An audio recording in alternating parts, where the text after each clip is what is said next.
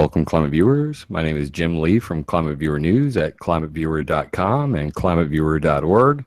It's September 10th, 2017, and we are going to do the full, unadulterated history of hurricane hacking tonight.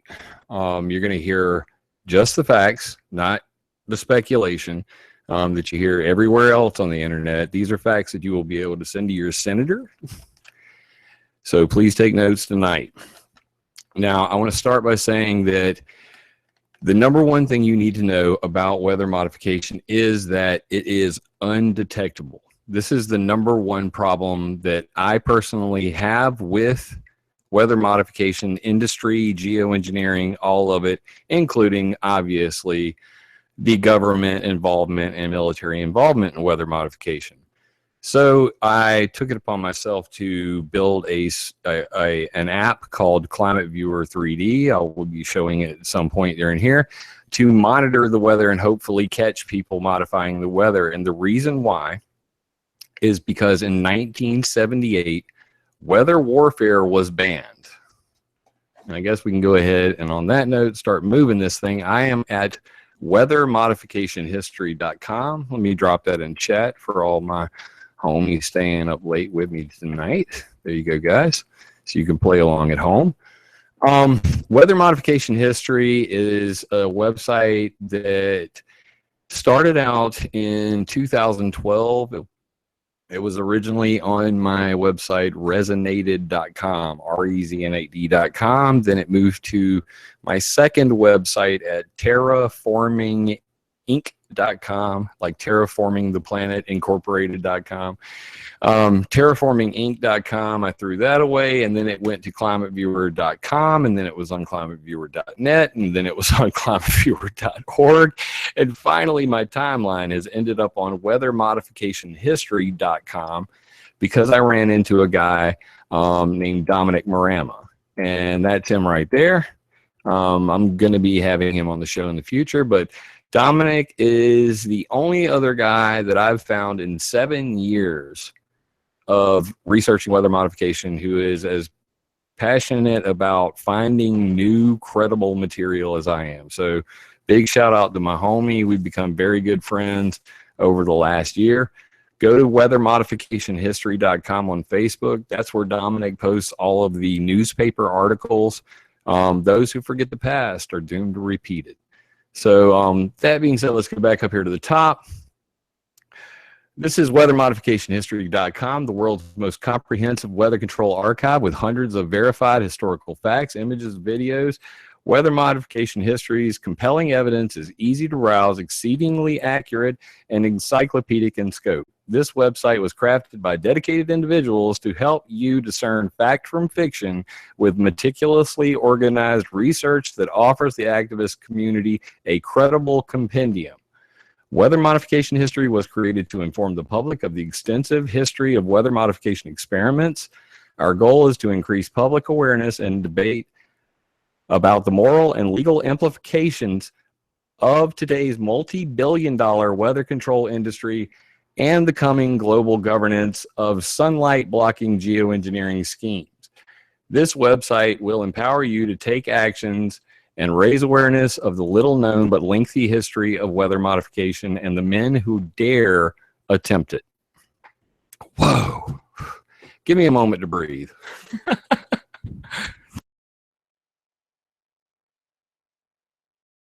So the slogan over at weathermodificationhistory.com is, those who forget the past are doomed to repeat it. And we were talking about NMOD. Now, NMOD's right here. It was passed in 1978, and it was a ban on weather warfare. And the reason why all of what we're talking about tonight is important is because this law, global ban on weather warfare, has no way to be verified today. Now, when they banned nuclear warfare, upper atmospheric nuclear explosions, back in around the same time, it wasn't until 1994 that they created the International Monitoring System to finally detect, like the North Korean explosions that led to the discovery that they were blowing up nukes. So We have a system to detect nuclear explosions. We do not have a system to detect weather warfare. That's why all of this is important. So add weathermodificationhistory.com. If you just scroll down to right here, there is a presentation that I did, Geoengineering Weather Modification and Weaponizing Nature. It covers HAARP, rockets, ship tracks, chemtrails, all of it. I suggest you watch it. It has a solution in there called the Clarity Clause and some more information on that. And the presentation, you can download the PowerPoint here freely and share it everywhere. It is the most robust. Max freaking Mogram in the chat room. That's my homie. Sorry, totally. My dude, if I could get you in here, it would totally sidetrack the show, but you're coming on the next show. That's my homie from back in the day, and he's been killing it lately. You guys check out Max Mogram on Facebook. So don't get me sidetracked, dude. You're gonna make me cheese out right in the middle of the show. Yeah, we're definitely catching up. I'll drop my phone number in chat when I get a second. So over here on Weather Modification History, we're going to go through tonight. I'm going to cover the 4 major hurricane modification attempts by the U.S. government. So let's be very specific about the scope of the discussion tonight. Only attempts by the U.S. government that I can prove in court are real things, so that credibly everybody can be on the same page here. They are Project Cirrus in 1947, Project SCUD, SCUD in the 50s, and Project Stormfury in the 60s and 70s, and the Department of Homeland Security Hurricane Modification Workshop 2008 during the Obama administration. Those are the 4 major topics I'm going to discuss. I will try to keep it as short and sweet as possible while giving you as much information as possible. Let's do this thing. So I'm going to just do this from scratch. I have prepared nothing on the screen, and all I did was go to weathermodificationhistory.com. And by default, I've set this thing up to only show about 20 responses, one of which is Project Cirrus. Now, I didn't want to overwhelm people because there's, like it says right here, currently there's 146 entries in here. This does not include, up here at the top, in this news vault, I'd say 200 news articles that you can view with things like weather warfare may pass without some controls. Right here, 1975. These are examples of Dominic's work. You'll see that on Facebook as well. So this does not include that. Totally sidetracked. But anyway, that's up there. Or this CIA thing. Quit trying to steal the show, CIA. All right, so Project Cirrus. Now, what's important about Project Cirrus? It's the first one up to bat. Right above that, you'll see that in 1946, November 13th to be specific, cloud seeding was invented.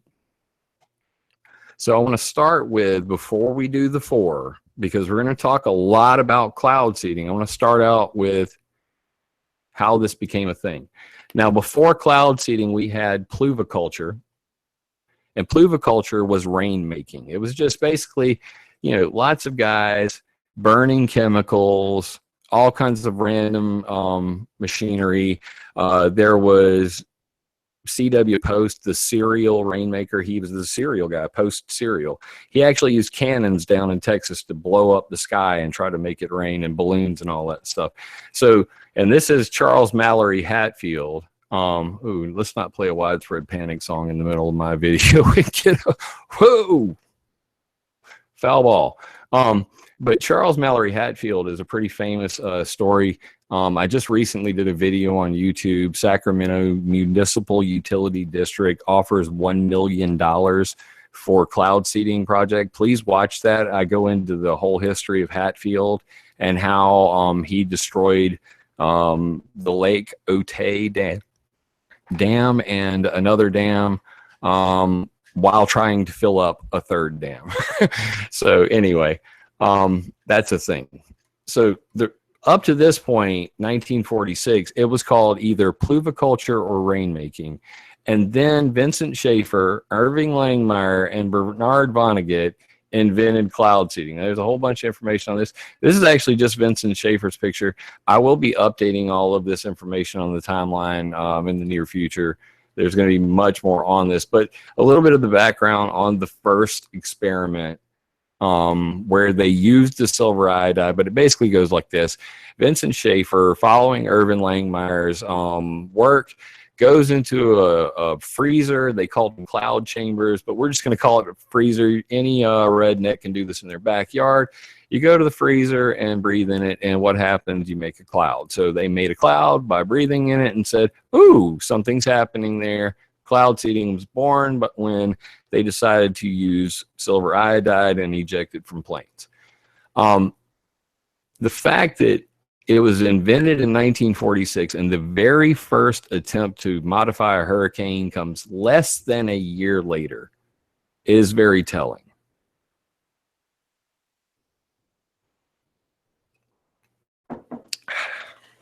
So,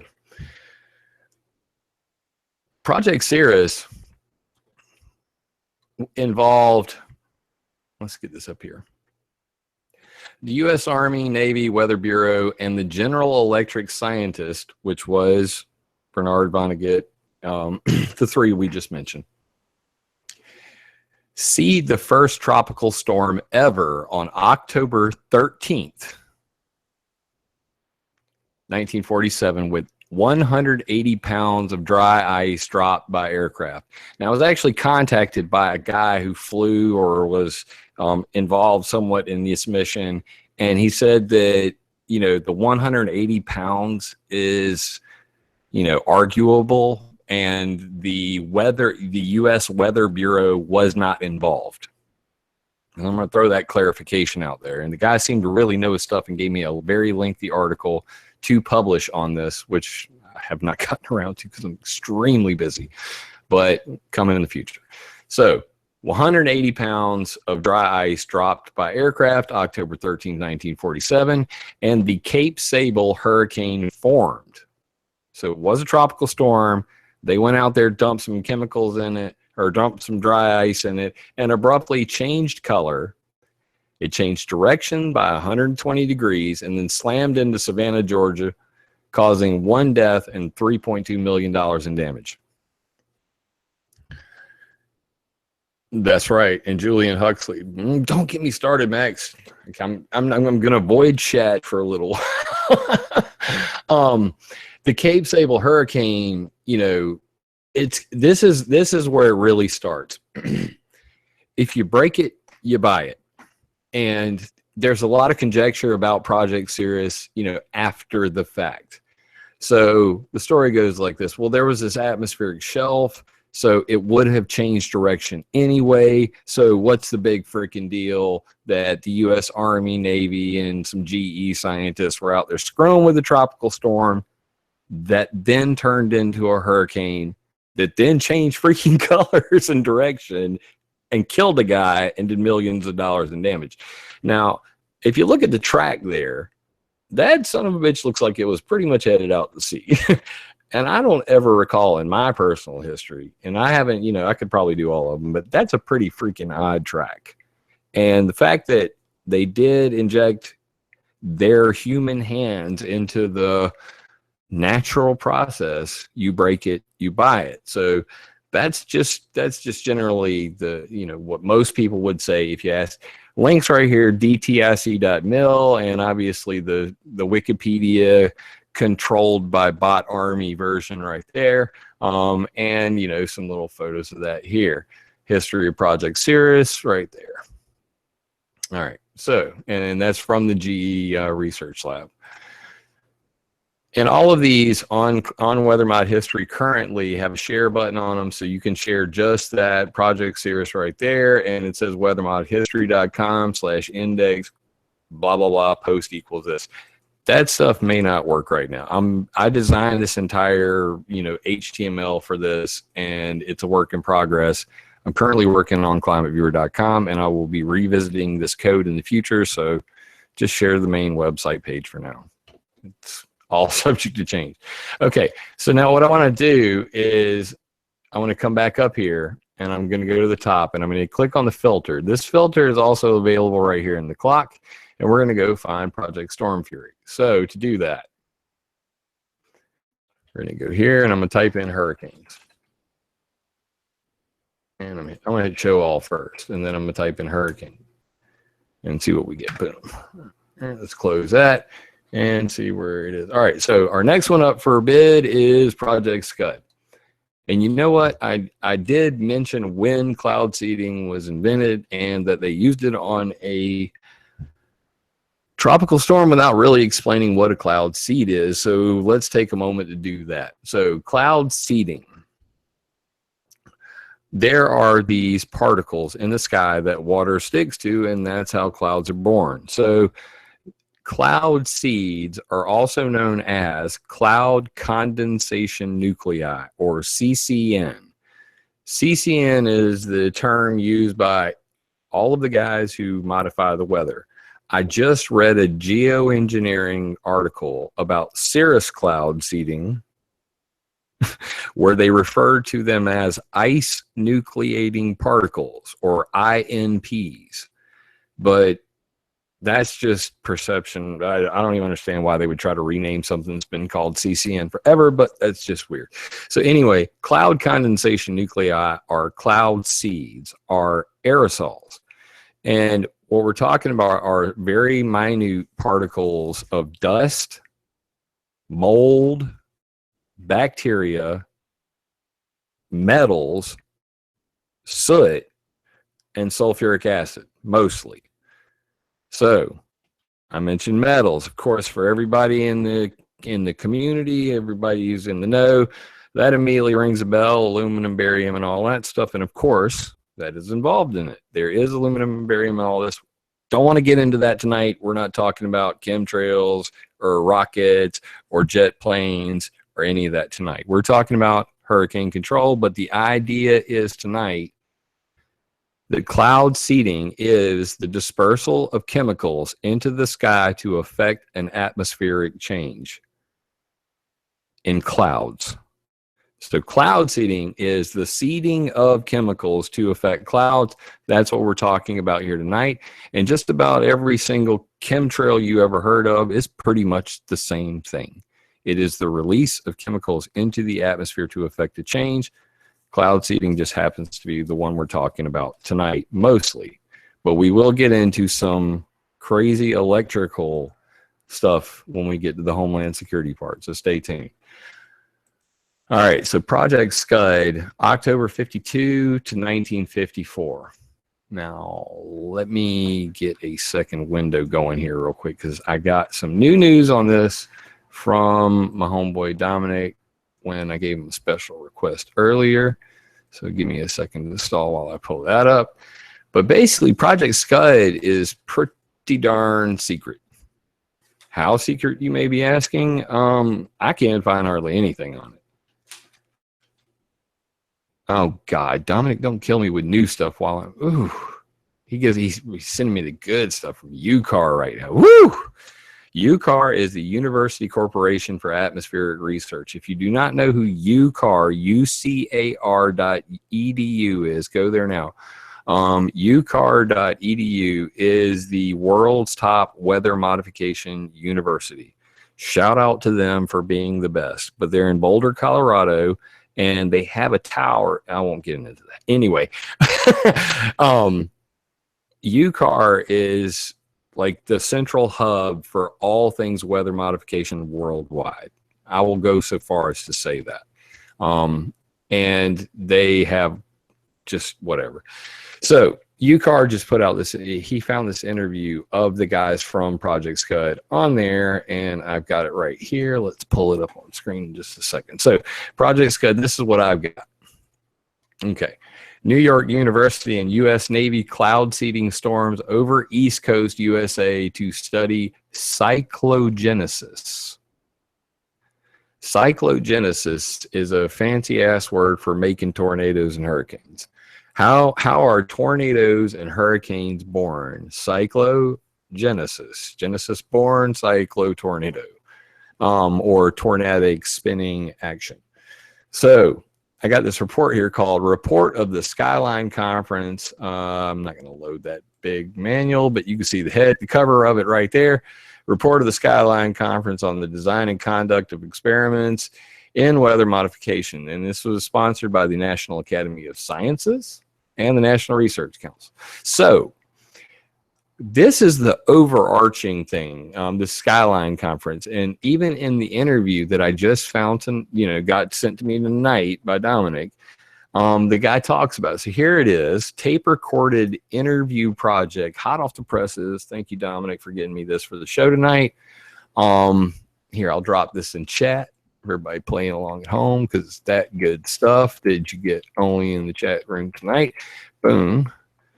And here is the front page of that as well. Let's bring that over there too. And we'll see, this is the UCAR site, and NCAR is National Corporation, and the other one's University Corporation. Same thing, same. But regardless, oral history interview with Jerome Spar, and he talks about Project SCUD and Stormfury. So this paper, you guys ought to dig into it. Hot off the presses. Pretty interesting stuff. I am giddy for information about this, because there's very little of it. It's not in a unified place, and that's what we're doing with weathermodificationhistory.com. We're taking all of these links from all over the damn internet, not putting our opinions in any of it, and just putting it in chronological order, or just stacking up newspapers, because enough is enough with all the arguing and the bullshit on the internet. We're gonna pile our evidence so high that it cannot be ignored. So in this oral history interview, which I will not play for you in length, I was looking through it, and basically the guy's like, this is some pretty secretive stuff here. Where is it? All right, so let's see. Top secret. He's talking about Langmeyer Lab. Let me go just put the secret word in there. Boom. All right. Not the randomization thing. All right, here we go. So was the Navy, was this a Navy publication? No, okay, I got to do this part. No, it's afterwards. He's talking about an AMS monograph, and this is like a report put out to the American Meteorological Society. That's another point. Project SCUD was originally a classified experiment. Let me blow this up for you guys. This is great. The Navy wanted it to be classified as a secret, and it was carried out as a secret experiment. If there were any significant effects on cloud modification, the military significance would be considerable. So the Navy wanted the project to protect any military information or any military utilization of cloud seeding weather modification that might come out of the experiment. So they classified the whole experiment, the Project SCUD experiment, as either confidential or secret. I think it might have been secret. So was it for a long time there was a classified experiment. We were running cloud seeding from aircraft, dry ice seeding from aircraft, and silver iodide seeding from ground generators all over the East Coast. After it was declassified, an AMS monograph was published in which we described the results of Project SCUD. You can bet your sweet ass I'll be finding a copy of that in the future and reading it. But anyway, it was an AMS, and then whoever the interviewer is says it was an AMS monograph. It described the whole weather modification program.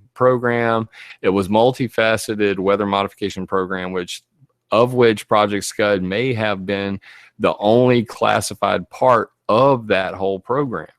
I remember one funny incident at the time where blah, blah, blah, where we stamped something secret. Anyway, so the SCUD thing, the Navy wanted to keep it secret. Why? Because if you can steer hurricanes, it is the most deadly weapon on the planet.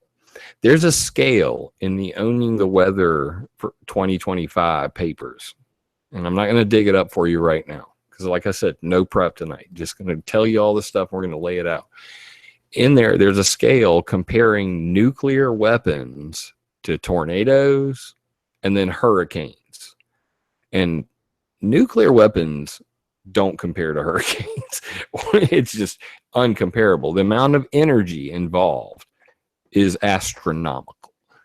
So these are the weapon, the weapon that they want more than anything, and they have been working on controlling hurricanes for a weaponized purpose since the Navy did it the first time in 1947. So here we are in the 50s, and even, you know, in this interview that I just found tonight, thank you, Dominic, Jerome Spar is saying that the Navy wanted to keep the whole thing secret because it would be a potential weapon. Mark it down, write it down. That's history. So that is Project SCUD, and I've got it written down from October 1952 to March of 1954. Historians out there, please correct me. James Roger Fleming, I know you're watching. Please correct me if you know better, because that's what this is about. It's about correcting the record for everybody, and this website's not going anywhere. So right under that, Project Stormfury. So now Project Stormfury involved NOAA and the Navy, and it ran from August 17th, 1962 through, wait for it, 1983. Now, I think I even said 70s earlier when I was talking about it, because, you know, it's been a while. I got to jog my memory. Hell, I write all this stuff down in a timeline so I don't have to remember it all, but, you know, it's mostly up there. And what you can see here on this one, let's bring it up. Hurricane mitigation cloud seeding experiments. I got real lazy, wrote nothing there because, my God, there's a lot of information about this out there, you know? And most people should have heard of Project Stormfury by now. Of all of the weather modification projects that were conducted by the U.S. military and or other government agencies, Project Stormfury is the most well documented. Ben Livingston was interviewed by Alex Jones. You know, I would say Ben Cotton would have been a better interview. We won't go into all that. But yeah, it's a very well documented thing. I've got some great documentation straight here from NOAA on that. They have no shame about talking about it, and we're going to talk about that. Why in just a moment. Now, I know better than to click on government websites during live broadcasts, but yeah, it's just going to spin for us, guys. So we're going to cut that off, cut this off too. So, we're going to close this out real quick and get back to the story at hand. So this is a great photo of the people who flew the missions for Project Stormfury.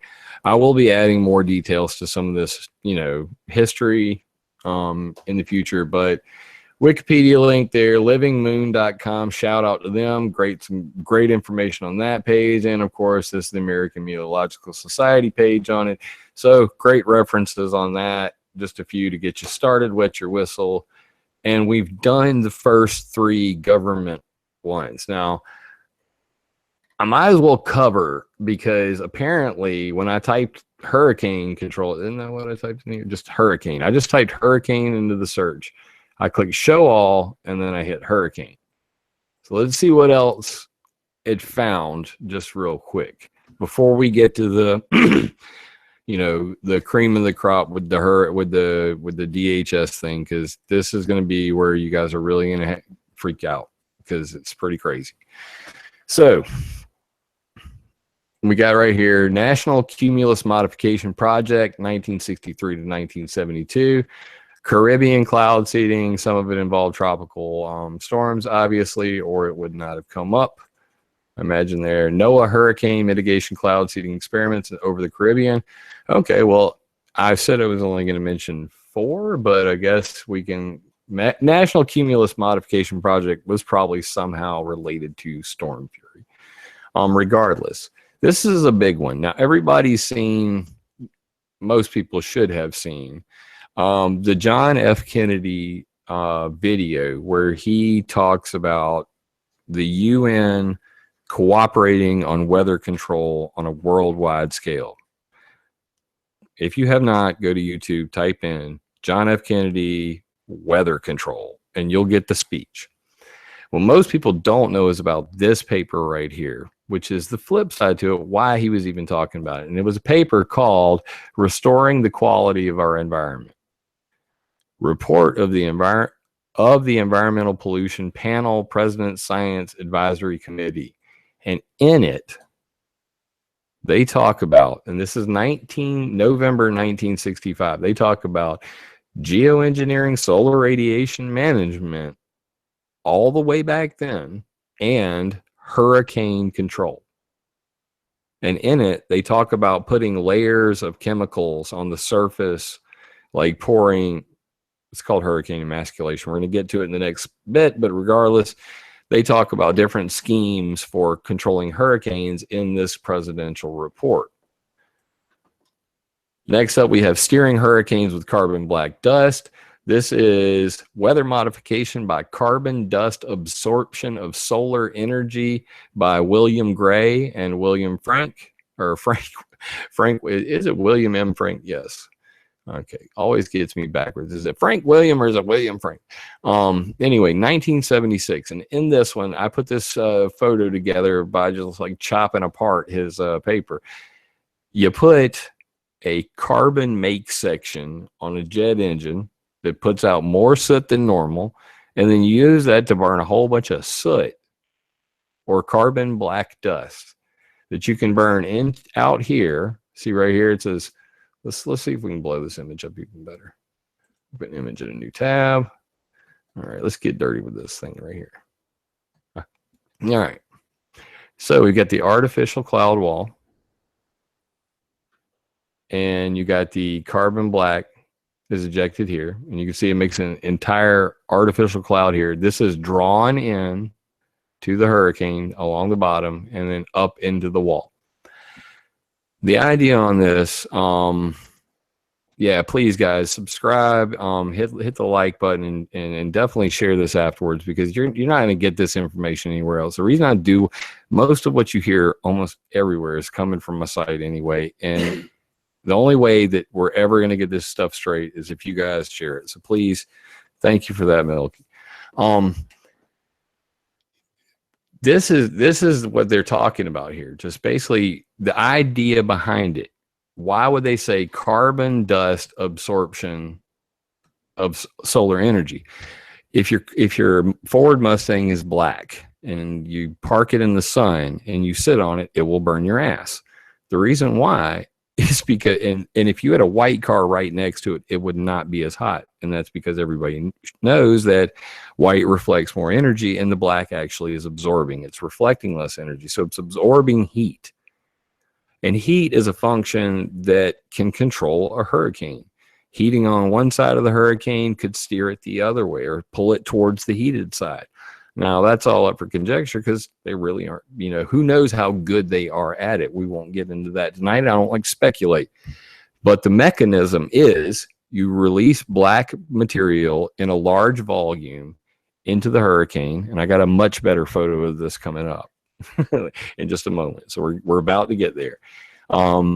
This idea started in 1976 by William Gray, is still in use today. Still one of the biggest ideas out there of how we steer the hurricane. Dump a big black cloud into it. The sun will heat that black portion, steer a hurricane one way or the other. So enough about that one. Fascinating stuff. Didn't plan on doing this, but since we're already here, holy crap, Zoom. Underneath that, the Silver Lining Project boats. Now, you guys may have heard about this. It's starting to catch on. I talked to the guy, Steven Salter. He's a geoengineer. Back in 2011 through 2014, I was on Ken Caldera's forum. And Ken Caldera, he's a geoengineer. He has a geoengineering group on Google. So I started debating him back then. And while I was on the forum, I met Dr. John Latham and Dr. Steven Salter. And Dr. Steven Salter was so cool. that he gave me FTP access to all of his research. It's right here. And I'm jumping ahead. It's the next slide. We're almost there to the Homeland Security thing. So Dr. Stephen Salter and John Latham have this thing called the Silver Lining Project. It's what it was originally called. Now, I'm going to go ahead and pimp my own website right here. So I have an article up about it. This is dated October 2013. Silver Lining Project, cloud making boats, ocean pumps to halt hurricanes. Not Salter Sync. Salter Sync's coming up in the DHS part. Thank you, sir. Just responding to some chat stuff. Salter Sync is in the Department of Homeland Security part coming up. So in this one, Silver Lining Project, this is the deleted Silver Lining Project website. Now, I found this by going to archive.org. Shout out to the Wayback Machine. I love archive.org. This portion of the video would not be possible without them. So if you guys love archive.org as well, please support their work. And in this, you can see, and I've got the links to it right here, just so you guys know I'm not bullshitting. Might as well bring it up on chat, because there's always going to be haters. You know, they're going to go, bullshit, you didn't get that from archive.org. There's the page. So you can see that this is dated May 16, 2010. And it says home research collaborators. Click on research, and you'll see that I basically took this, copy pasted it over here. It's a real thing. So John Latham and the boys had this website where they basically laid out this whole idea behind this geoengineering boat. Uno momento, pausing. Dane Wigington claims, what is a hoax? I know he's going to take it's going to take a little time for it to get over to the delay, but someone just claimed in chat that Dane Wigington, the almighty one, claims that something that I have said is a hoax, apparently. Anyway, which is freaking laughable. I'll wait for his response, but let's move along. So in their original paper, they said that this research is currently undertaken by the distinguished scientists and engineers at Manchester University, Leeds University, which, as we can see up here, is, you know, where, anyway, that's where Stephen Salter is. NCAR, we talked about them earlier. NCAR, Pacific Northwest National Labs, Purdue University, University of Washington, and University of Edinburgh. So these universities, let me blow that up real big, your face to everybody who doesn't want the truth getting out there. These are the people involved in the Silver Lining Project and their Marine Cloud Brightening Project, which is what it's called today. So the Silver Lining Project was renamed to the Marine Cloud Brightening Project, MCB, Marine Cloud Brightening. So this thing is kind of creepy for a couple reasons. This boat takes seawater and it sprays it into the sky. Okay? And so it's basically cloud seeding with salt from the ocean. The boat can be a robot. It can be a drone boat. They can have in their patents, in their, you know, all of their, you know, actual paperwork. They say that they want massive fleets of these that can spray sea salt to brighten clouds. Okay. So the salt gets into the clouds. It makes them whiter. If it makes them whiter, it'll reflect more sunlight, which will cool the planet, which makes this a solar radiation management project boat. We're not going to get into the weather warfare, water vapor thing. Weather warfare has. We'll talk about him tomorrow. Another time, another same bat channel. This boat is a double-edged sword. they'll say that it's for brightening clouds, and it's just for shooting salt into clouds to reflect sunlight. And at the same time, Bill Gates, here's a picture of John Latham right there, and a video. The video has obviously been killed by BBC because they really don't like sharing. And here is a video about that from the Weather Modification Conference, where you can see how this boat works. So check that thing out. But they want to use this also to control hurricanes. So this boat, the marine cloud brightening boat, can also be used to control hurricanes. And the reason I know this is because of the Department of Homeland Security Hurricane Modification Workshop that we are now to. So the Silver Lining Project stuff was dated 1990, where I originally got the information. I did hear that Alex Jones, that Dane Wigington and Stan Dio, I like Stan Dio, were on Alex Jones today talking about hurricanes, and that briefly, I believe this Hurricane Modification Workshop article was mentioned, which is kind of cool because, hell, I've called Alex Jones a couple thousand times trying to get him to interview me, but whatever. So we'll leave all the rest of this stuff down here for later in the video. Maybe we'll go to this now. So we are now to the Department of Homeland Security Hurricane Modification Workshop, and I never left weathermodificationhistory.com. So one more time, I'd like to take this moment to remind you the difference between what I'm doing and what Dominic's doing with weathermodificationhistory.com and every other freaking website on the internet is that my opinion is not all over this. This is evidence. And that's what it's meant for. So if you can find anything that is incorrect on this website, please get in touch with me immediately at jim@climateviewer.com. There is also an email address at the top of weathermodificationhistory.com. Please use it. If there is something that you do not, that is not in there and you believe it should be in there, please send it to me, because this website is not your daily update, like whoring, advertisement covered website. This website doesn't even have ads on it. In fact, none of the websites that I have that I run, ClimateViewer.com, ClimateViewer.org, or WeatherModificationHistory.com, have any ads on it, because I believe in privacy and protection and all that. The only thing that is on them is a stat counter, and that lets me know what you guys are enjoying. That's it. And you can easily block it by using AdBlock Plus, and I have no problem with that. You can use a VPN. I don't care. In fact, I encourage it. ExpressVPN is what I use.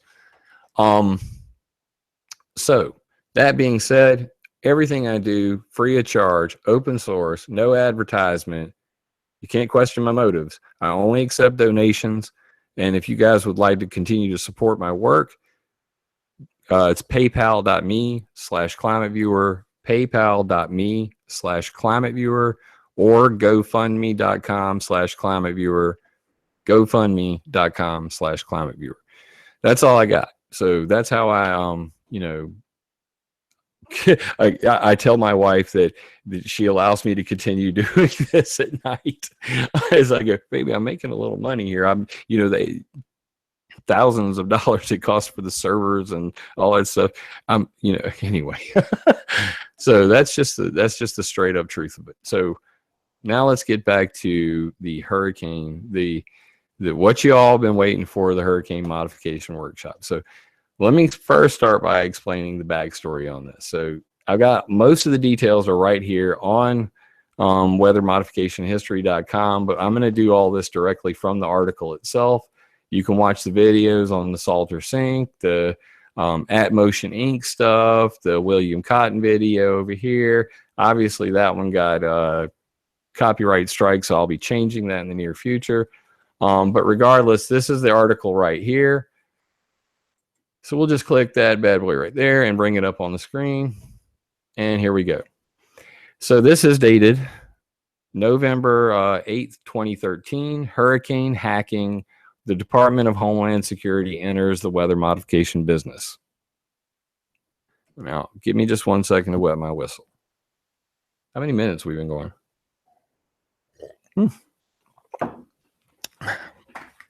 Doing pretty good. All right, so I'm going to skip past this timeline for now, and we're going to go right to here. Now, you'll see that it says source, Dr. Stephen Salter, School of Engineering at the University of Edinburgh. This is where I got it from. Now, I was on Ken Caldera's forum, Raising Hell with John Latham and Stephen Salter, and he basically was real, I said, look, I understand that I cannot stop weather modification, much as I'd like to. I understand that there are billions of dollars involved.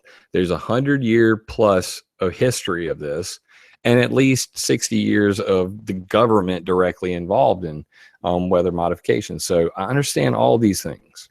It sucks. Now, what I want more than anything is I demand transparency and accountability. I want to know when you're doing it, and if you do it and you kill somebody or destroy somebody's house, property, whatever, that we can sue you. I mean, that's the least I can ask for at this point, because after reading years of case history on cloud seeding experiments and, people, farmers in Texas suing over cloud seeding.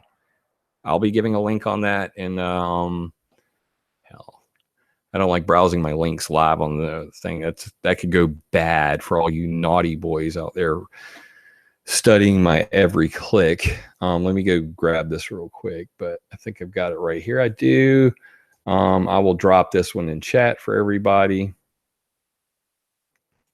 It is a special surprise for the guys in. Oh, that's not even it. Now, that's just rude. Why would you do that?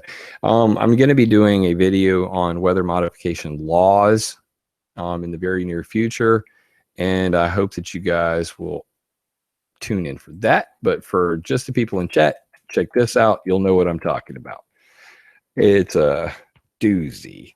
So weather modification tort claim process is a big problem. And I think that we should have accountability and we should have transparency. That is a part of my presentation I mentioned earlier.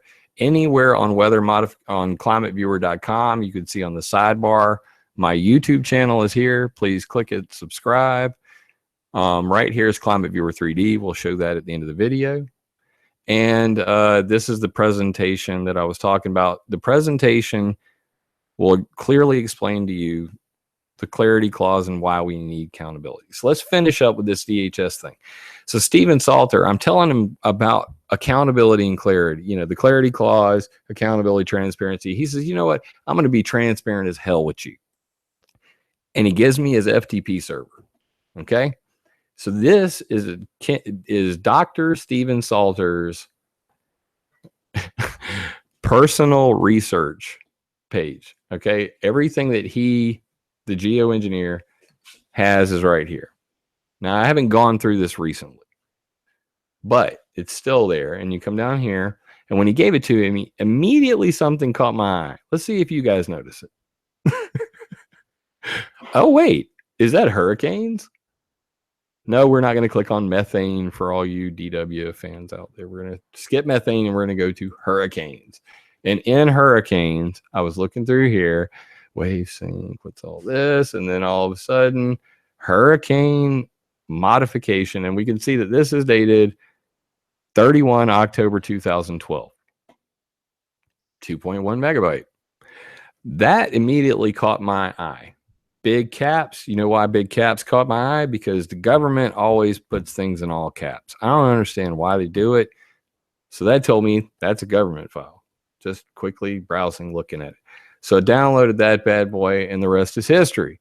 So that's how I found this in 2013 when I published this. Okay? This is a real thing. This really happened. February 6th, 7th, 2008, David Skaggs Research Center, Boulder, Colorado, Department of Homeland Security, Science Technology Directorate. Here's the photo. That's the cover for this thing. And the table of contents, executive summary. And I'm just going to read a little bit of this. The potential loss of life, physical devastation, economic impact, and loss of public confidence posed by a major hurricane could be as detrimental to the United States as any terrorist attack. So right off the get-go, in the very first sentence, we have the explanation of why the hell the Department of Homeland Security wants to hack hurricanes. Well, they're terrorists, don't you know? So they immediately go, this trend evidenced by the destruction of Katrina and Rita in 2005 and Andrew and Nikki, however you pronounce that, at the end of the 20th century. Can we cause change to these horrific events that would reduce their destructive forces? This workshop was the first step in answering that question. So, in view of these realities, the Department of Homeland Security, with the organizational assistance of the NOAA, Global Systems Division of the Earth System Research Lab, that's ESRL, for those listening in tightly, sponsored a workshop on a hurricane modification at the blah, blah, blah. So this is part of the DHS Science and Technology Directorate. Boom, right there. And their goal is to accelerate technologies which can be used to accomplish DHS functions, blah, blah, blah. So the focus of the workshop was to, I'm going to read all these bullets because they're important. So we all are on the same page. We know what the hell's going on. Don't want to misrepresent the Department of Homeland Security. I sure don't want to get an interview tomorrow. I mean, unless it's a good interview. Identify viable hurricane modification hypothesis that warrant further study. Understand hurricane physical processes, including their initial development, cyclogenesis. That's the word for today. Including their initial development, mechanics, life cycle, instabilities, and responses to outside dynamic forces. Understand DHS-specific concerns regarding hurricane threats to life and property caused by wind, rain, and storm surge. Define potential Department of Homeland Security specific hurricane modification factors, requirements and risks, i.e. pre-development modification, track changes, and intensity change. Wah, wah, wah. Address projected effort, cost, viability timelines for hurricane modification implementation. That's a mouthful. Recommend a path forward. So this was their goals. This is why they had a 2008 hurricane modification workshop. And they say a whole bunch of words here, TLDR. So we're going to move down here to the important part. Are we talking about just a bunch of laboratory shit or not, Jim? Is this just a bunch of talk and hypothesis, or are we talking about doing something about hurricanes? Limited scale field tests. Now, for those who don't understand scientific bullshit jargon, field test means weather modification.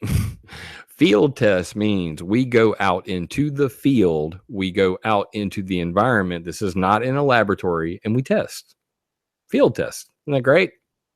But it says limited scale. Now, I want anybody in chat, to tell me how the hell you have a limited scale test on a hurricane. Because I have no idea how the hell you have a limited scale test on a hurricane. But regardless, what do they say they're going to do? Salt seeding tests. Oh my, didn't we just talk about the Silver Lining Project, salt seeding boats? Well, that makes sense. Carbon black aerosol. Oh wait, didn't we talk about William Frank and the carbon dust solar absorption? Wait, wasn't that 1976? Oh, they're still talking about doing that. Carbon black aerosol. Upper ocean cooling. What the hell is that? Salt or sink, mentioned earlier in chat. Bravo to respectful living. Ion generators. There's some crazy shit. Ion generators. I bet a bunch of you are going, Jim, get the hell out of here. There's no such thing as an ion generator. We're going to do this tonight. Trust me, this is all real. Very, very freaking real, unfortunately for you and me and everybody. Seeding. I like that. It's just very generic. Shit, seeding. We said salt seeding up here, but we just say seeding, which probably means if we told you what we were seeding it with, we'd have to shoot you. And then finally, monolayer films. Now, that's a funky word, and a bunch of you are probably scratching your head going, monolayer film. What are they going to take? Like a single-shot camera of it? No, it's dumping chemicals on the surface to cut off water from being able to evaporate in the hurricane. So that's called hurricane emasculation. Like it's a sexist thing or something. Anyway, so monolayer films was one of the things that was in that John F. Kennedy Restoring the Quality of Our Environment paper that we mentioned earlier in the video. So as you can see, those who forget the past are doomed to repeat it. All of this stuff has been proposed before and done before. Now let's get into the details. Yeah. From the efforts of all workshop participants, the following program plan was developed. Detail would be required before funds could be expended, but the path being recommended is solid and feasible. Develop initial modeling, 6 months, $300,000, 18 months, $400,000 for modeling of selected concepts. Analytical lab, this and that, down selecting concepts. This way we narrow it down. This and that. Total first part, $1.6 million. Scratch. It's just scratch. You know, we got that in the bucket. Moving along, development of initial concepts for evaluation. $200,000 4 months, 4 months, $200,000 6 months. Small scale testing for deployment and performance. Getting interesting now, shit. Evaluation of system feasibility in various environments, all this stuff, down select. Now we're going to nail it down. Final design for down selected systems. Plan large scale test with deployment details. $1 million by itself, 8 months. Conduct large scale test with evaluation and reports. $60 million and 3 years. So this was in 2008. And no, that's so sweet. My wife's in chat. Oh, I love you too, honey. Don't do that to me. You can get me sidetracked.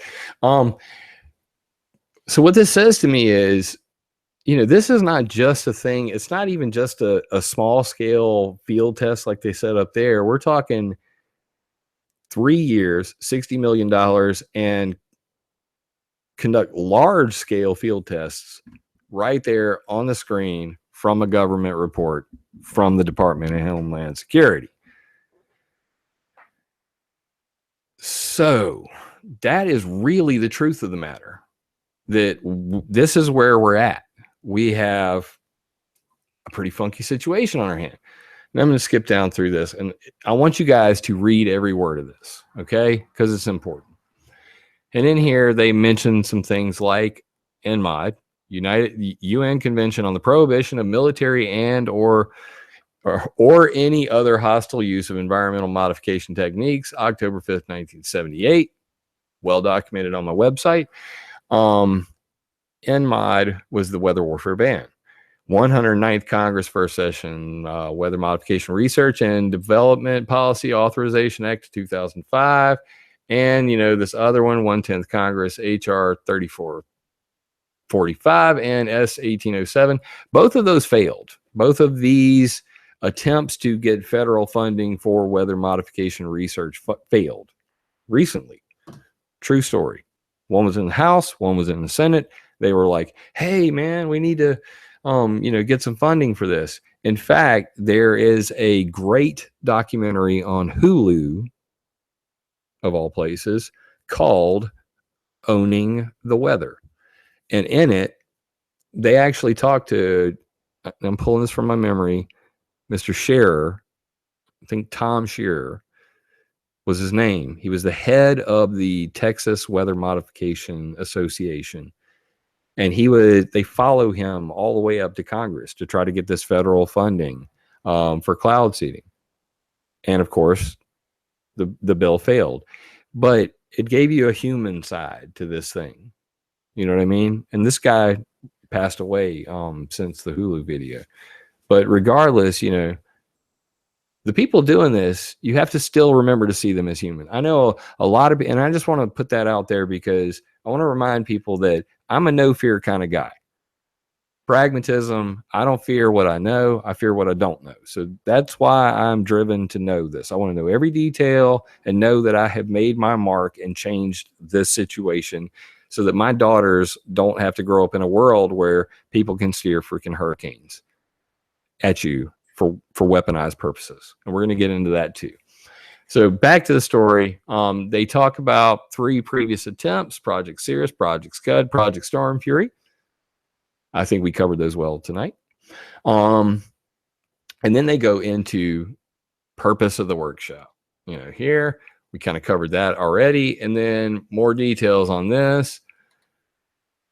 Hurricane emasculation via ocean surface cooling. Okay, these are the major categories that were discussed. And we're just going to go into, you know, who did what. So you guys know all the names and faces associated with the people modifying hurricanes today or talking about doing it so that, you know, this kind of thing can't happen again, right?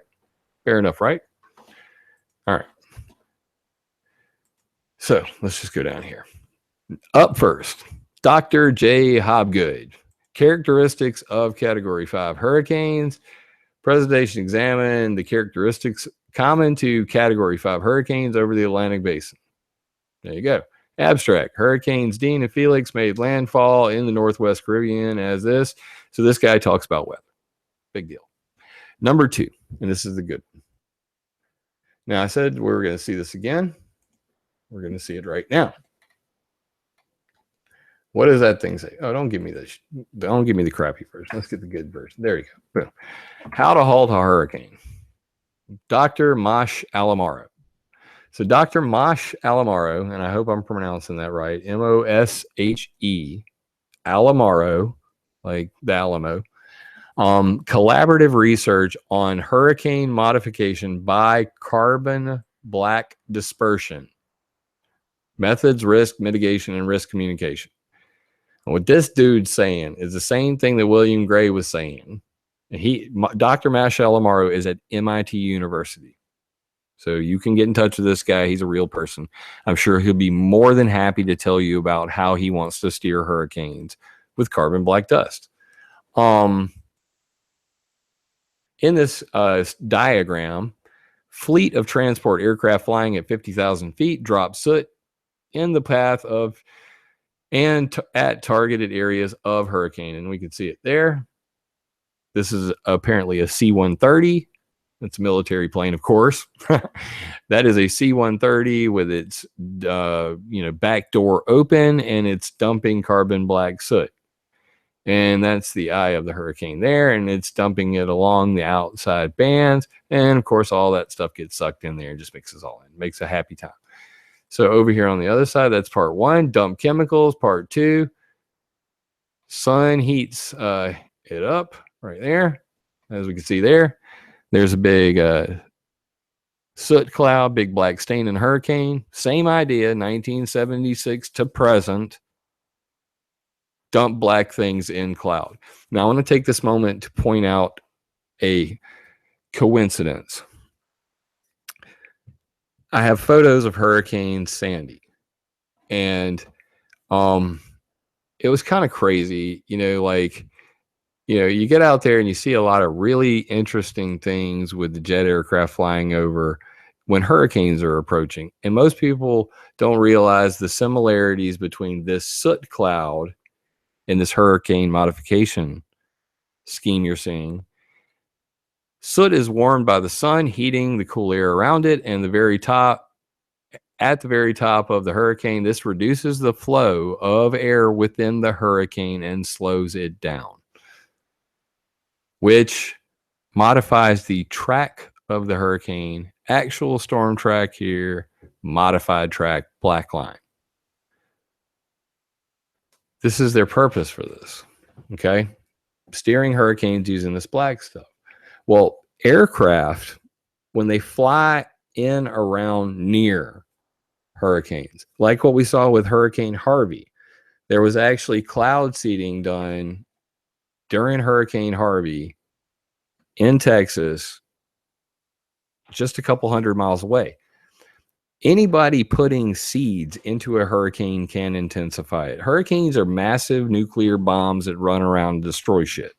If you go and put a plane, if you have 50 planes fly in the path of a hurricane, dumping massive amounts of water and soot and sulfuric acid and metal particles, all that becomes seeds that can intensify the hurricane. Just like one of the guys who will not be mentioned here tonight always talks about, water vapor pollution intensifies these storms. Nuclear stacks, coal power plants. There are many different sources of water vapor that are human caused, which intensify hurricanes. The problem with all the other jackasses on the internet is they're going to tell you it's all controlled. I am not. I'm going to tell you this does affect that. We know that for a fact.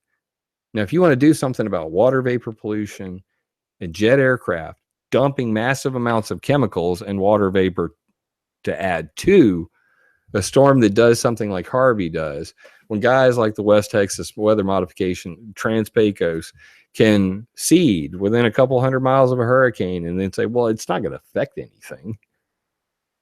You can't on one side say, I'm seeding and getting paid to steer the hurricanes like on screen. And then on the other hand say, well, I did it near a hurricane, but it really did nothing, right? It really did nothing. Nothing to see here, correct?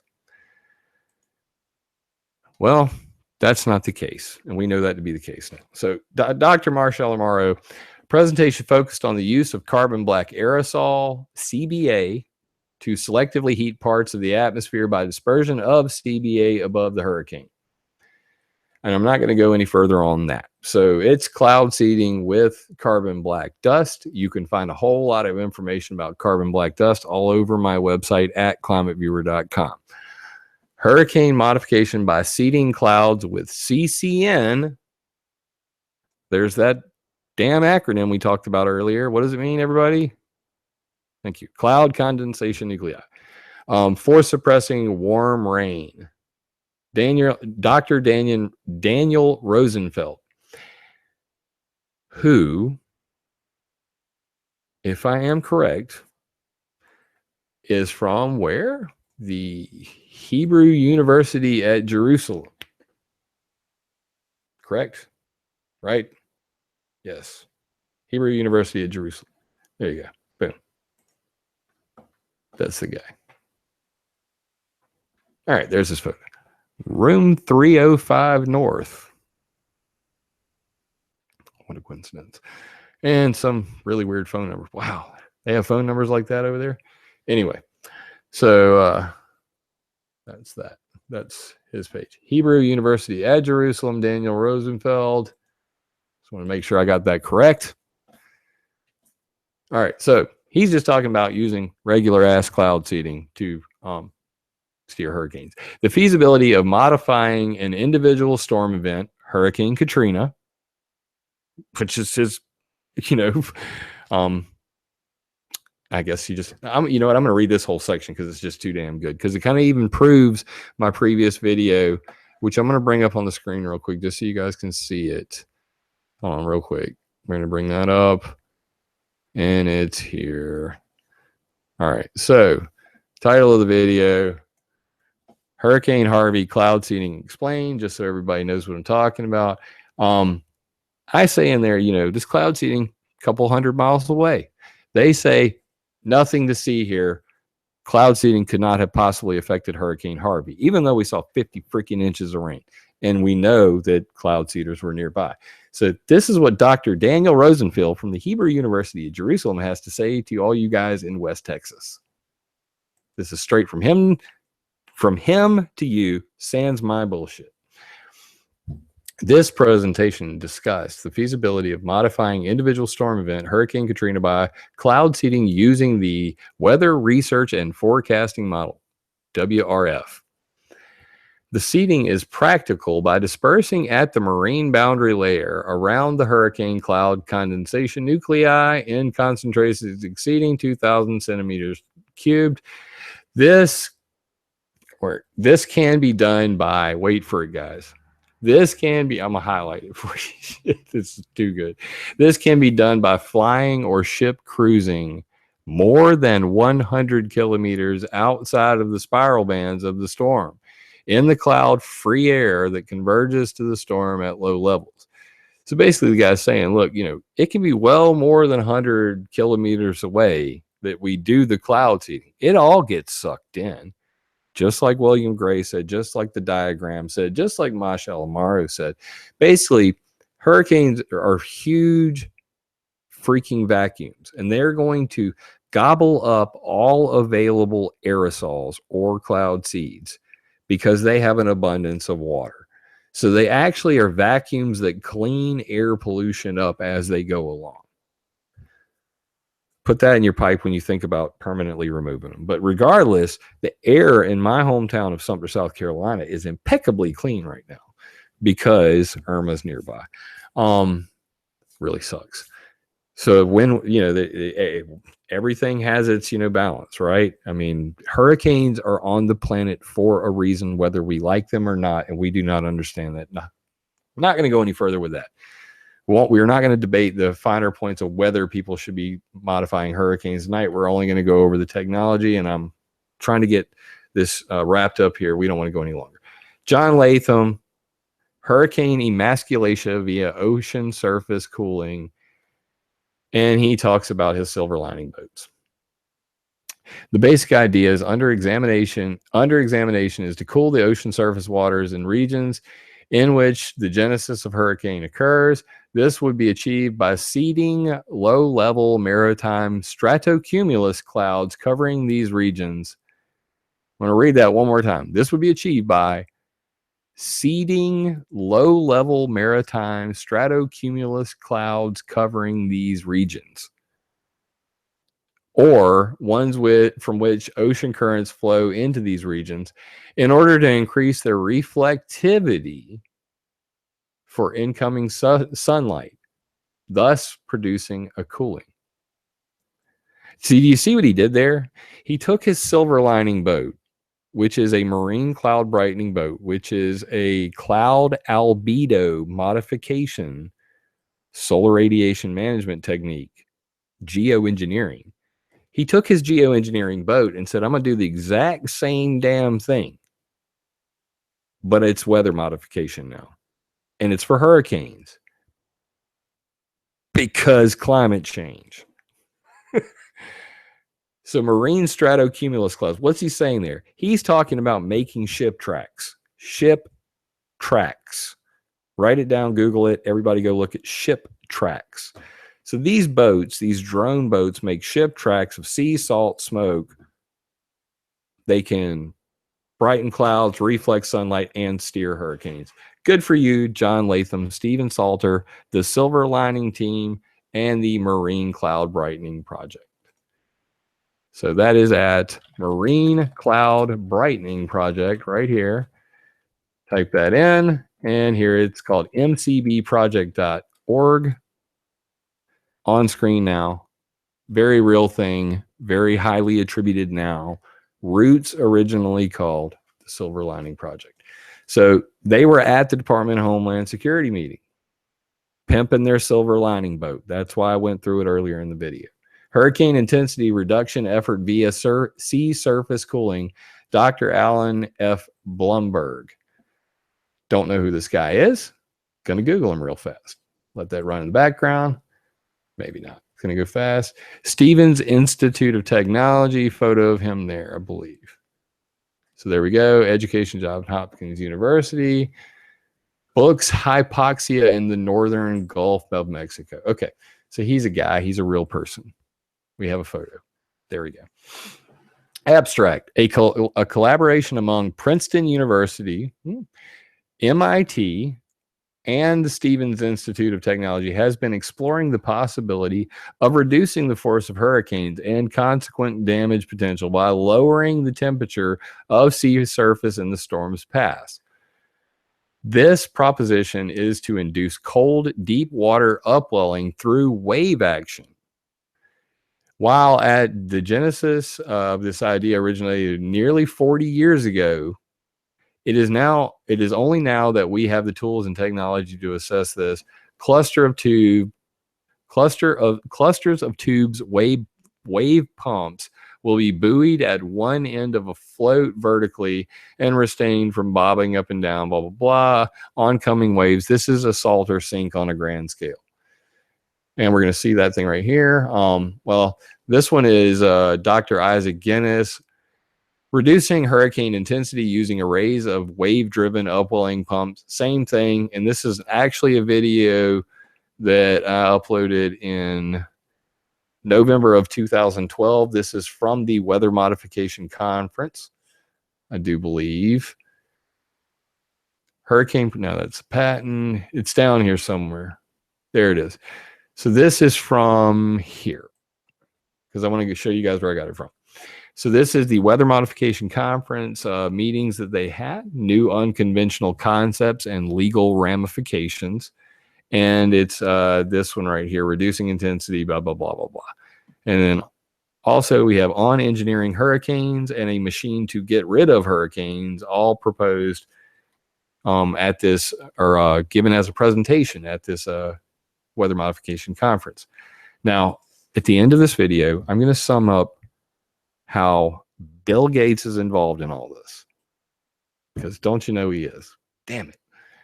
Wave energy, fish feeding, and hurricane suppression, Dr. Stephen Salter. Dr. Stephen Salter is another one of the guys from the Silver Lining Project. He has something also called the Salter Sink. I have a video of it right here you can watch. And basically it goes like this. Because of the way the water moves, the wave itself doesn't require any engines or anything. It draws cold water from the bottom of the ocean up to the surface, and that cools the surface of the ocean, and that will cut off the heat and water evaporation that feeds hurricanes. So sea surface cooling is what they're talking about. The flip side of this is, I mean, if you fill the Gulf of Mexico with a bunch of freaking straws that are attached to inner tubes, aren't you going to kill a shitload of wildlife? I mean, isn't that just a horrible trade-off? I mean, permanently fill the entire Gulf of Mexico with straws that suck. And then what happens after over a 20-year period when you've constantly cycled the cool water at the bottom of the Gulf, which is already warm to begin with? I think you just end up cooking the entire Gulf of Mexico with your stupid straws. So this is just another example of, you know, bad ideas, in my personal opinion. There are more other things, you know, in here. Review of 2 hurricane modification schemes by Dr. Mosh Alamaro. I'm going to save that for your reading enjoyment. On hygroscopic seeding of hurricanes by Dr. William R. Cotton. Dr. William R. Cotton's an old school weather modifier. Look him up.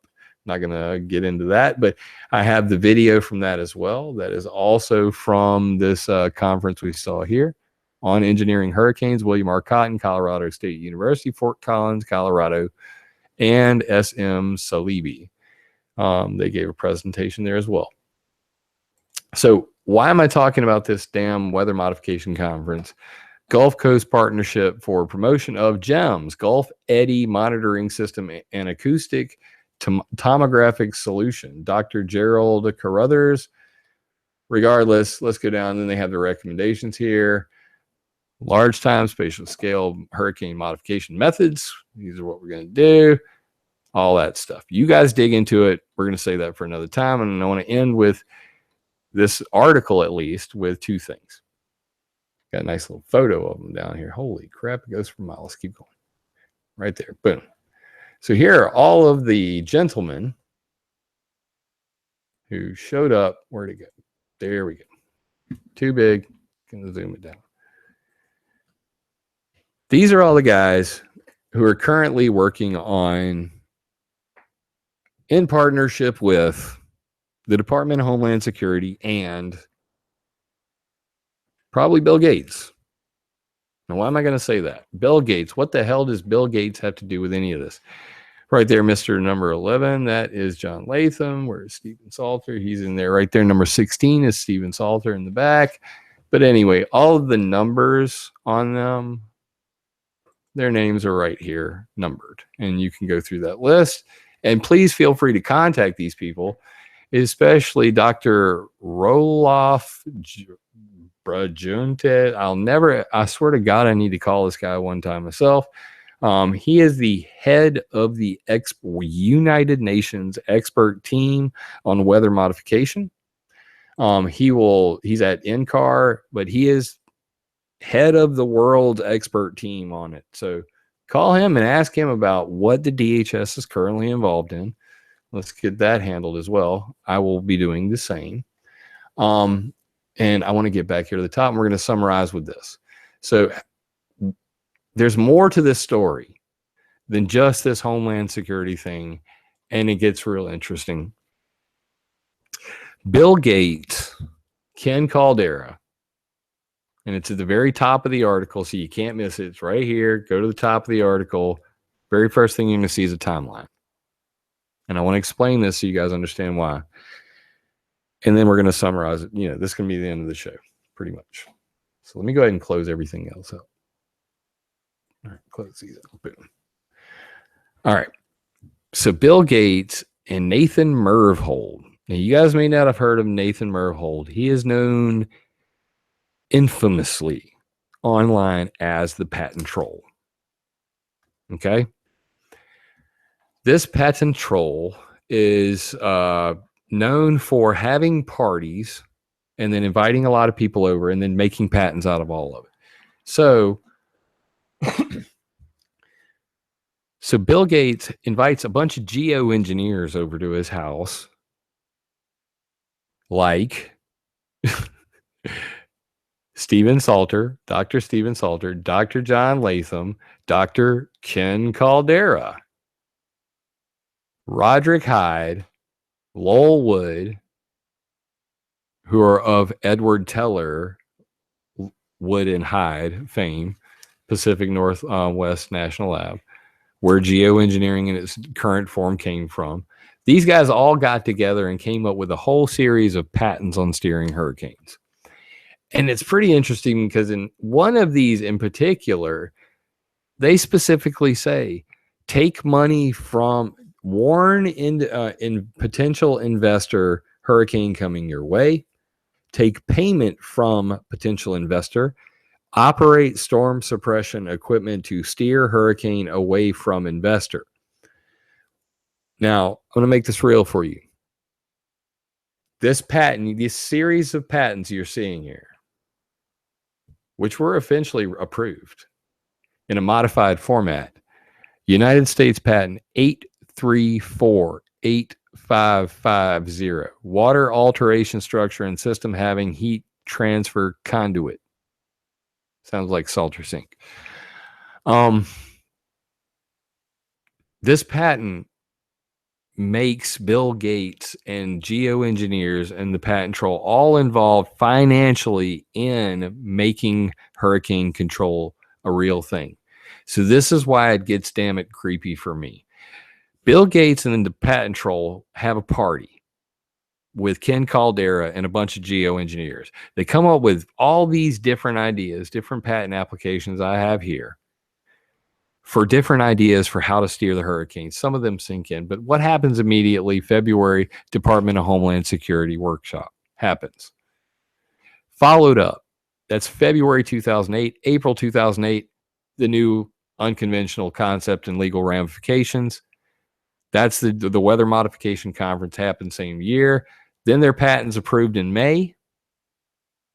Then Congress meets, the U.S. Senate meets, July 2009, U.S. Senate Committee on Commerce, Science, and Transportation hearing, Weathering the Storm, the Need for a National Hurricane Initiative. So after the DHS thing, then the U.S. Senate met in 2009 on it. Also in 2009, NOAA wrote a letter to the DHS saying, hell no, we will not help you modify hurricanes because of what happened in Stormfury.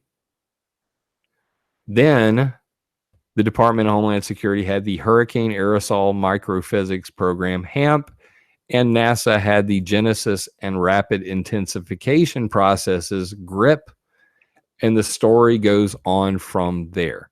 So we're going to end with that. Hurricane modification is not going away, whether we like it or not. So for me, I built ClimateViewer 3D. It's at climateviewer.org to track all this stuff.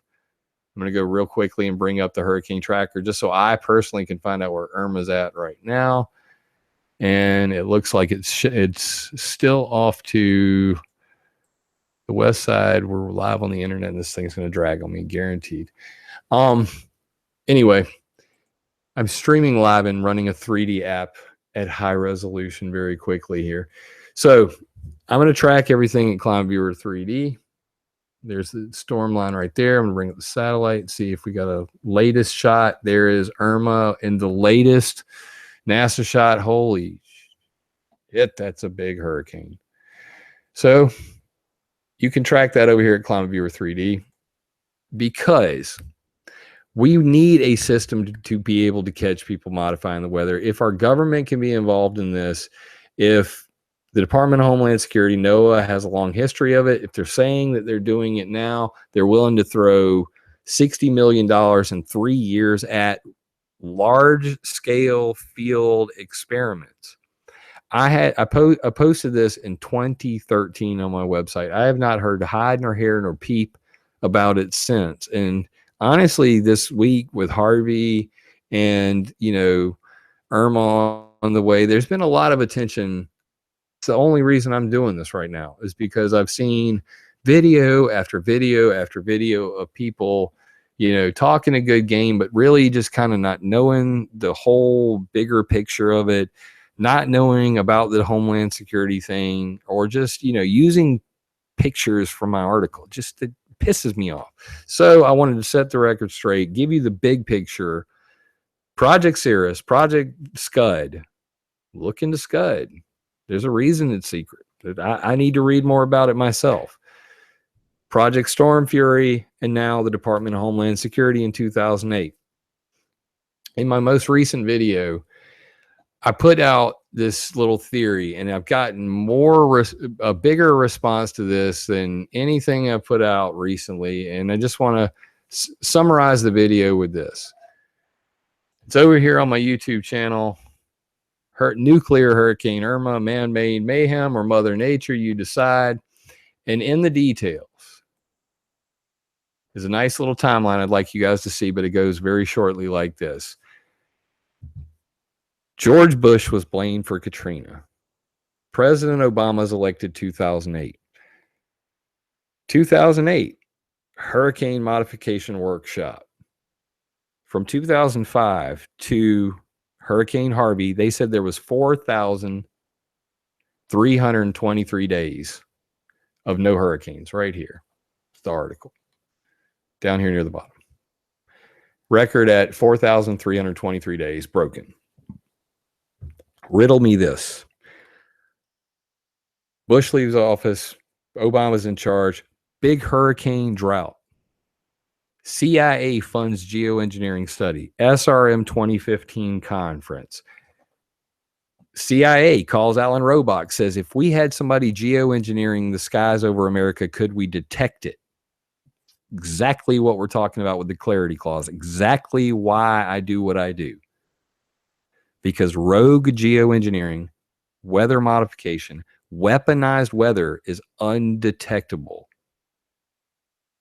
If somebody shoots a nuke off, we'll all know. It's going to suck when it lands. If somebody shoots a hurricane off, nobody will know. And that's plausible deniability. That's why this is a serious problem. It gets worse. SRM 2015 conference occurs. CIA funds study, renames climate engineering to climate intervention, perception management techniques, PR, mind war, propaganda. So they rename it from geoengineering to climate engineering, and then the CIA renames it to climate intervention in March of 2015.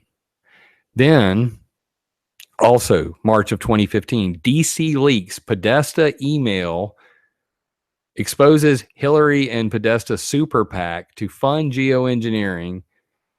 It's called the Energy Future Coalition Steering Committee in 2002, founded by John Podesta. In this file, and you can see the link here, and this is some still never covered anywhere, very rarely talked about. They specifically say after COP21, we will then push for the geoengineering, fund it all, make it happen. Okay, we're going to make it all happen. But this is March 2015 at the same time. Now, riddle me this. We're going to put the second conspiracy nugget in there. Not only does the DHS happen in 2008, Obama's elected in 2008. We're in the middle of a hurricane drought because magically they stopped coming to America. They have a conference, the Weather Modification Conference, January, February. CIA asks, can we detect rogue geoengineering? March, in just March, SRM 2015, CIA renames climate engineering to climate intervention, and the DC leaks emails about Hillary Clinton and Podesta being involved in funding geoengineering. December 2015, they passed COP21. 2016, election hell. 2017, Trump elected, says screw you to the geoengineers. Guess what? Geoengineers say screw you back. Scientists who want to study climate engineering shun Trump. So if you're for climate change and you're for COP21 and then you're for geoengineering more than likely. Climate engineers are climate scientists. So all of the people we mentioned at this hurricane modification workshop, what do they have in common? They are all climate scientists. Climate scientists tend to be liberal. Climate scientists tend to believe everything that the UN global warming global body says. So Trump canceling COP21 pissed him off pretty good. I mean, it seems that way to me. So is it coincidental that's the question on the tip of everybody's tongue? Is it coincidental, or is it Trumpocalypse, Obama and the COP21 climate engineer posse coming to destroy all the rednecks who voted for him in Texas and Florida? I don't know. I'm not going to tell you that I know because I'm not God. What I know is the technology is there. The history is there. The intent is there. And if you look at the details in the timeline on this video right here, you'll see that there's a lot of more than enough coincidental evidence for you to go, this should be probably legally looked into. So that's where I'm going to leave it. We have a posse of climate engineers backed by Podesta, the entire, liberal, and I'm not trying to be partisan here. I'm neither left nor right. I'm Republican nor Democrat in this discussion here today. This is about facts. And the facts are that there was a DC leaks email that shows that Podesta and Hillary are involved in funding this geoengineering process in a nefarious, and if you read the whole paper, in a very nefarious method. that they would do it after COP21. There's even people out there saying that the people who signed COP21 agreed to geoengineering whether they know it or not. So when we have all of these factors, 100 years worth of history of weather modification, everybody lying, bullshit, and making $1 off of the internet, and we still haven't gotten to the real nuts and butts of this. The real nuts and butts of this is weather modification, weather warfare is undetectable. So we're going to go and bring this full circle and end the video with this one. What else did Trump do to piss off? He pissed off the CIA. And I'm going to tell you something, the CIA, they're really not somebody to screw with, because they had this thing right here. And this is one of the most untalked about things. CIA plot to do rain embargo to destroy crops in Cuba. A lot of people talk about Operation Popeye. This is the end of the video, guys. And I'm going to summarize here, and I'm going to try maybe take a question or two from chat, but I don't want to make this too long. You know, people are very busy, and I want people to be able to get all of this. Another CIA plot, Cuba crops. Okay. This was a rain embargo. This is busted. Operation Nile Blue. There was this Nile Blue supercomputer. Basically, the CIA had decided that if they destroyed sugar crops in Cuba by cloud seeding so hard that they made all the rain fall into the Gulf of Mexico before it ever got to Cuba. This is evidenced recently by just as soon as recently as President Ahmadinejad of Iran saying that the EU states were stealing rain from his country. In Iran, it got up to 156 degrees. And the president over there in Iran is screaming that all of EU is stealing its rain. This is a real serious issue, and it's a worldwide issue. In this CIA situation, we're talking 1976, same time that the U.S. Air Force got busted for Operation Popeye, doing cloud seeding over Vietnam. The CIA was doing the same damn thing back then. And I've heard neither hide nor hair about it since. If you do not think that this CIA, who talked about geoengineering in March, who asked about rogue geoengineering, who made cloud seeding attempts back in the 70s, is not involved in steering hurricanes in some way, shape, or form, and or geoengineering, then you are not obviously not looking at the right place. So the coincidences are there. Trump pissed off the deep state CIA guys. He pissed off all the climate engineers on the planet, and we have climate chaos. I do not know whether any of this is man-made, controlled, or otherwise, but I do know the history of weather control, and now you do too. So, guys, thank you for tuning in tonight. I went a little long at the end because I'm so passionate about this. I could literally drone on about this for 4 hours, and that's really my enemy, is not being too passionate about it, that I go so long that I bore the hell out of you. So I did make a YouTube playlist. It's on my YouTube channel, youtube.com/user R3ZNAD or Jim Lee Climate Viewer. Just search for Jim Lee Climate Viewer. At the top of my page is a playlist that says Hurricane Hacking. You'll see that there.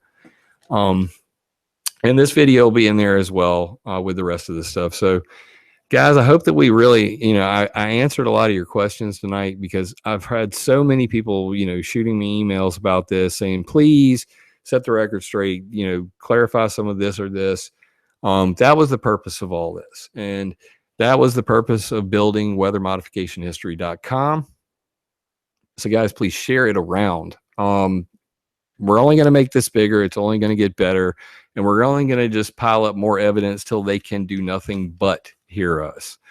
Of course, you can always monitor all of the weather modification as best we can, as often as possible, using ClimateViewer 3D. I try to find as many different sensors from around the planet to let us see. I mean, give us, the public, the same tools that the guys who are doing the weather modification have. I mean, the only way we're going to catch them is if we are armed as well as they are. You know, those who love peace must be as organized as those who love war, right? So ClimateViewer 3D at climateviewer.org. My blog is at climateviewer.com. All of what I do is free, open source, and ad free, except of course this video. Why not? So if you could please see your way to donate at paypal.me/climateviewer, paypal.me/climateviewer, or gofundme.com/climateviewer. That is always greatly appreciated. And you know, it goes to help support my family. It's just me, my 2 children, my wife, and my grandmother with Alzheimer's. We share a house. We have a tiny little homestead, and we live simply because, you know what, it all could go away tomorrow, and we're gonna try to do this as often as possible. So I have been avoiding my Sunday show, as some of you may have noticed, because I'm busy working on something huge, and my wife made me promise not to say anything more than that about it, but there will be a huge, markable improvement in the organization and beauty of all of my creations in the near future. So that means that love you guys, mean it, and unless someone like you cares a whole awful lot, nothing's going to get better. It's not.